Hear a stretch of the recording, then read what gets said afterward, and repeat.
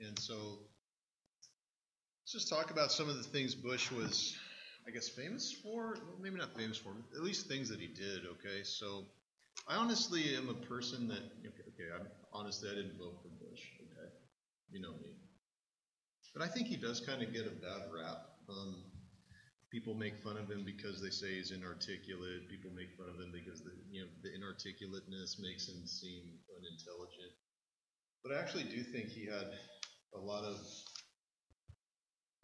depending on your political persuasion, you probably either thought he was a good politician or a bad politician. But I don't think that his decisions were made without a heavy dose of thought.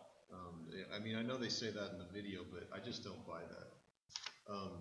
I think people kind of underestimated President Bush. I think he was a very good person that was good at working with leaders of different countries and sizing them up and seeing what he could do to bring better relationships between two countries. I think he was very good at that.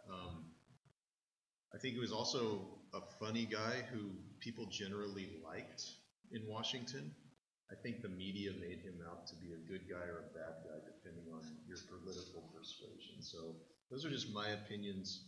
Of course, he's a Republican. Republicans at the time, in this day and age, are conservative. Conservatives want less government, smaller roles for government in our everyday lives.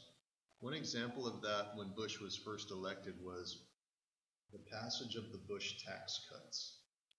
And what this did is it reduced the amount of money that a person in the top income bracket, like the top 1%, would pay. Clinton had the highest tax rates at about 39%. Bush lowered those to like maybe almost 34, 33%. For a middle income family like my wife and I, when they passed this, we saw our tax rate go way down and we started to get money back from the government, which is really awesome for us. So thanks, President Bush. For 1 year we were like, $2,000? Where'd that come from?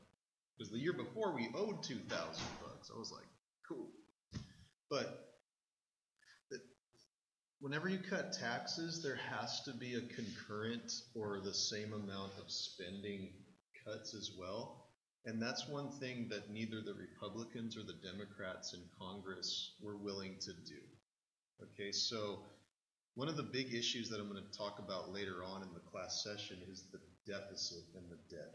And to be honest with you guys, there are no politicians of either party that own the debt. Everybody owns it. It's not Bush's fault. It's not Reagan's fault. It's not Obama's fault. It's political decisions in both parties over time. And it's nice to cut taxes to give money back to the people, but at the same time, one of the things that happens in Bush's administration is just what happened in Reagan's administration. The deficit started to return. You remember what Bill Clinton had? Did Bill Clinton have a deficit when he left office? No, he had a surplus. And that's only because of the economy that was doing great, plus the fact that the tax rate on the rich was a lot higher. So for Clinton, it was a good thing. Now Bush comes in. It's wrong to pin the deficit on him. However, the truth of the matter is that again, as you cut taxes but don't cut spending, which they didn't do, the deficit continues. And it has continued to the point of $18 trillion, which we're in right now. The big issue for Bush's presidency by far was the 9/11 event, as you guys know. And much has been made about this. The bottom line is that America was brutally attacked on September 11th, 2001, in which you had at least 4 different places where the United States was attacked, right? You had the Trade Center towers, right? Does anyone know the other places that were attacked? The Pentagon, yes, sir? No, I was going to say Pentagon. The Pentagon was attacked. There was a plane on the way to the White House. Of course, that plane was well, it was hijacked by terrorists, but then the people on the plane decided to take matters into their own hands, and I'm not going to say fortunately, because that's the wrong thing to say, but it didn't hit the White House. It landed in a field out in Pennsylvania. So 4 planes were used, 2 of them, one of each, taking out both towers. Now, to realize just how significant that is, I had been to New York City in 1998, just because I was in college and it was on this really cool field trip. Anyways, I had been to the Trade Center towers. Has anyone ever been there? Like when New York had okay, so you know how big these buildings are. They're enormous. I mean, these buildings have like a mall underneath them, okay? And just to think, like, and I can remember going to work that day, turning on CNN on my computer, and I'm like, oh my gosh. My first reaction was, when I saw the smoke coming out, I thought an explosion happened of some sort, of a fire perhaps. Had no idea that a plane could actually be flown through that. It's like, all throughout the Cold War, we were kind of scared that we would have a nuclear war, possibly, but never in our wildest dreams had we ever even thought about something like this happening. So when this did happen, it was a tremendous shock, and I think most Americans were just like beyond belief. And of course, you saw Bush in the video demanding swift and decisive action, revenge against the terrorists, right? And Bush's presidency will then be defined, I believe, by the war on terrorism and the effects of that, right? Of course, it became known later that a terrorist group called Al-Qaeda, which is called The Way, right? Al-Qaeda is headed up by Osama bin Laden and many, many other terrorists, organized this event. Remember, Osama bin Laden is not a stranger to the United States. Back in the 1980s, America was funding Osama bin Laden and helping him learn how to do this exact thing, which is create a terrorist organization.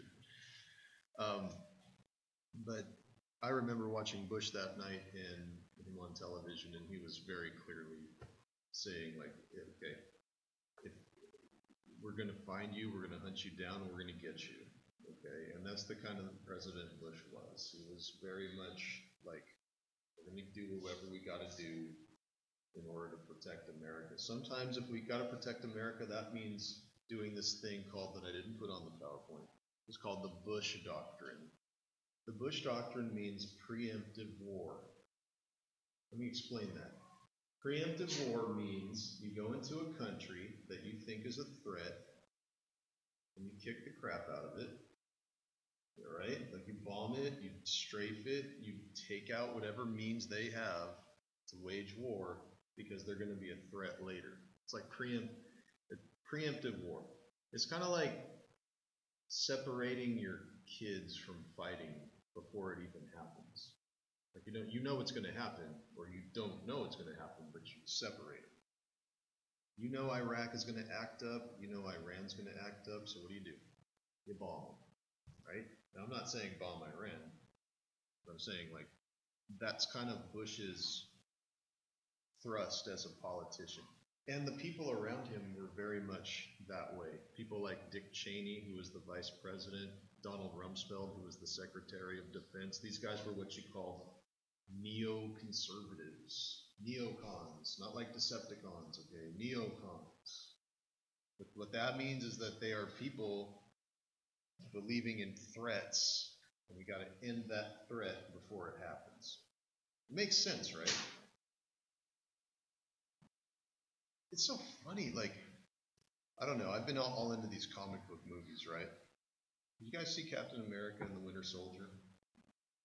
Okay, if you haven't seen it, the whole plot is there's this doomsday weapon thing that the government's going to use to kill people who they deem as threats before they become threats. And I'm like, dude, they must have taken a page out of the Bush administration on that one. Because it's the same exact thing, you know? It's like, I mean, of course, they didn't have, agents of S.H.I.E.L.D. back then, but it's like, it's the same idea. Which nations are threats? Is it North Korea, Iraq, Iran? What do we got to do to make sure that those nations don't rise up and attack us? Because the world's dangerous. The war on terrorism really benefited Bush's popularity ratings. His popularity was sky high after the 9/11 attacks, leading some to question, some out there, to actually question if President Bush knew about these attacks before they happened. Remember in World War II how President Roosevelt, people have accused him of maneuvering the Japanese into firing the first shot?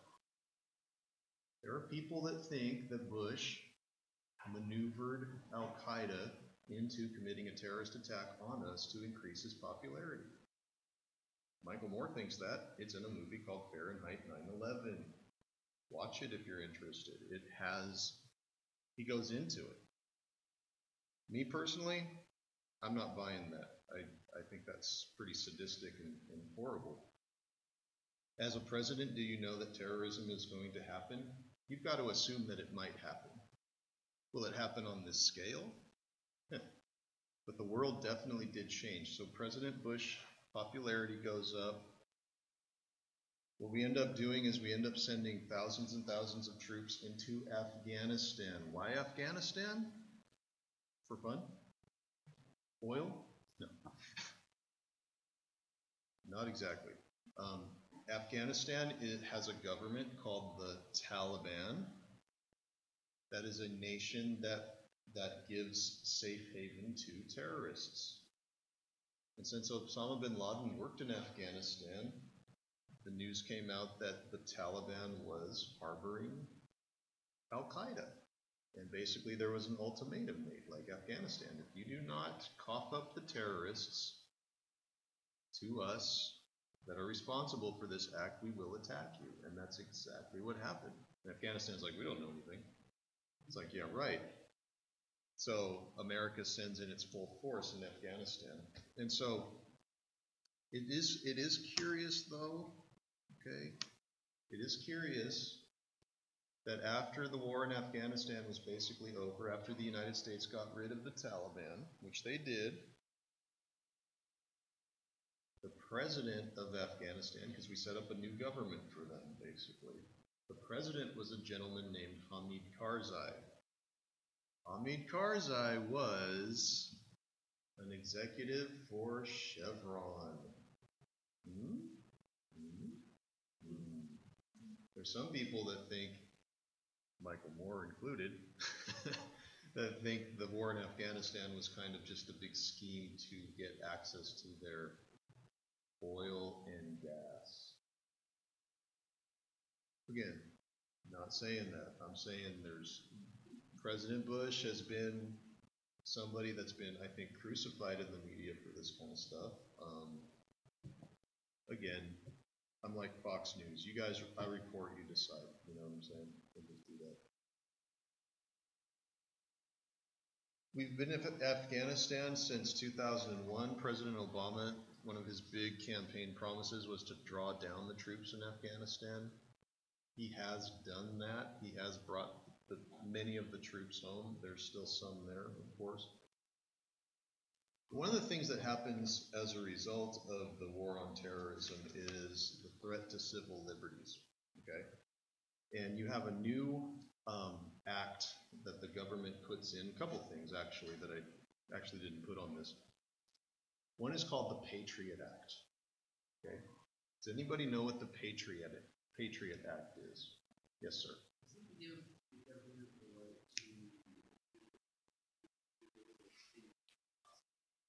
Basically, yeah.